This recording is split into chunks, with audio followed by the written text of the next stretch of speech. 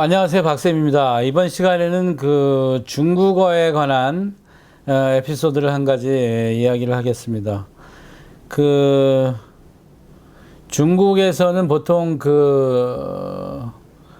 중화민국 그 건국 이후에 약 1930년대부터 그 한자의 대중화 운동이 시작됐다고 합니다. 그래서 뿐만 아니라 이게 한자가 표음 문자잖아요. 표의 문자잖아요.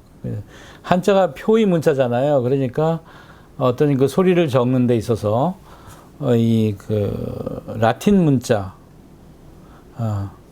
그러니까 결국은 그 한자의 대중화 운동과 동시에 좀 라틴 문자화 운동이 전개됐다고 해요. 그래서 그 당시에 사실은 가장 큰 골칫거리가, 이 문맹률이 너무 높으니까, 그 당시 한 80% 이상이었다고 하니까요. 글을 읽지 못하는 사람들이. 그래서, 쉽게 얘기하면 이제 중앙정부 입장에서나, 상당히 어려웠죠. 물론 아시겠지만, 이 표의 문자인데다가 그 수량이 워낙 많으니까, 수량이 많고, 그리고 그 필획이 너무 복잡해서 쓰기도 어렵고, 당연히 그 문맹률이 높아질 수밖에 없었죠. 그래서 결국은 중국의 위대한 문학가 노신 같은 경우에는 한즈 부미의 중국 비왕. 그래서 한자가 소멸하지 않으면 중국은 반드시 망하고 말 것이다. 이런 그 아주 심한 독설도 했을 정도죠. 예. 지금도 보면, 우리 학생들이 그 중국어를 어려워하는 이유 중에 하나가 한자 때문이거든요. 물론 이제 발음도 그렇지만, 사실은 그 한자 때문에 중국어 선택을, 많이 포기하는 학생들이, 있는데요. 이렇게 생각하시면 돼요. 그러니까, 우리만 한자가 어려운 게 아니니까. 중국 애들 되게 어려워하거든요. 중국 학생들도. 그래서, 엉망이에요. 지금 소위 말하는 그 중국의 그 고등교육을 받았다고 하는 심지어 대학원생들도, 아주 엉망으로 쓰는 학생들이 많습니다. 필체 보면은 이거는 예전에 우리 초등학생들이 쓴 것 같은, 그만큼 어렵다는 거죠. 그러니까 중국 사람들도 어려워하니까 사실 우리한테 이 한자를 기초로 한 중국어 어려운 거 너무나 당연하다. 어려운 거 너무 당연해. 이렇게 받아들이면 사실은 그닥 부담이 덜 되실 겁니다. 나머지는 이제 습관의 문제죠. 공부를 쭉 해나가다 보면 또 재밌고 쉬워지는 단계가 있습니다. 그리고 한자라는 것 자체가 상당히 매력적인 문자이기 때문에 그렇게 접근해 볼 필요가 있습니다. 한자는 어렵다. 나만 어려운 게 아니다. 종주국의 학생들도 더 어려워한다. 이렇게 생각하면 좀 이제 편하실 것 같습니다. 이게 이제 1949년도에 10월 1일 이제 중화인민공화국 신중국이 성립이 되잖아요. 되자마자 이제 처음 한 게 바로 문자개혁. 그래서 중국 문자개혁위원회가 발족이 됩니다. 1952년도에. 그래서 이 한자 개혁 작업이 시작이 되는데 52년, 53년, 54년, 55년까지 해서 이 어려운 글자들 있잖아요. 잘 쓰지도 않고 약 1053자를 폐지시킵니다. 퇴출시켜 버리는 거죠.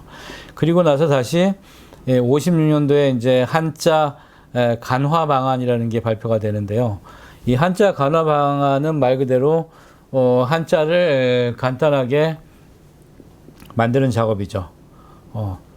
획순을 줄여버리는 거죠. 획수를 획기적으로 줄여나가고 이렇게 이제 지속적으로 작업을 해나가다가 드디어 1964년도에 최종적으로 간화자 총표라는 것을 공표하게 됩니다. 그래서 이제 그걸로 우리가 이제 지금까지 쓰고 있는데요. 그러니까 중국 본토에서 이때 1964년도에 발표된 가나자 총표의 한자를 우리가 지금도 쓰고 있는 거죠. 물론 이제 이 가나자는 유엔에서 공식적인 언어이기도 한 중국어의 기본 자체이기도 합니다.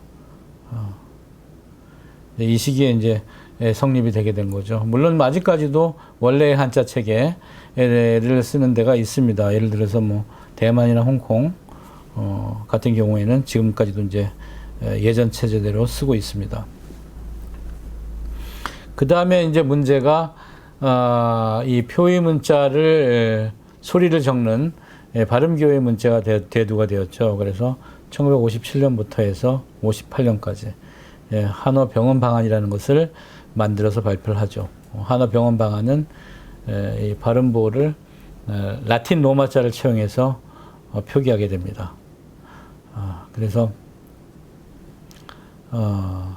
현재 이 간화자, 한자 체계는 간화자, 그 다음에 소리를 적는 발음보어는 라틴 로마자를 채용한 한어 병음, 이렇게 해서 지금까지 사용을 하고 있는 거죠. 그래서 그 후에 1982년쯤에 이제 뭐 자체적으로 조사한 바에 의하면 중국 전체 문맹률이 23%라고 나왔는데요. 뭐 한 20%대 이하로 떨어진 획기적인 그런 이제 결과가 나오기도 했었죠. 사실상 문자 체계를 보면은 한글은 24개의 닷소리하고 홀소리의 결합, 영어는 26개의 알파벳, 일본어는 50음도로 이제 여러 가지 언어, 거의 모든 언어 표현을 이제 가능하게 하는데요. 이 사실은 한자는 제한된 몇 개의 기호로 조합된 문자가 아니잖아요, 그죠? 그리고 이제 소리 나는 대로 적을 수 있는 체계도 아닙니다.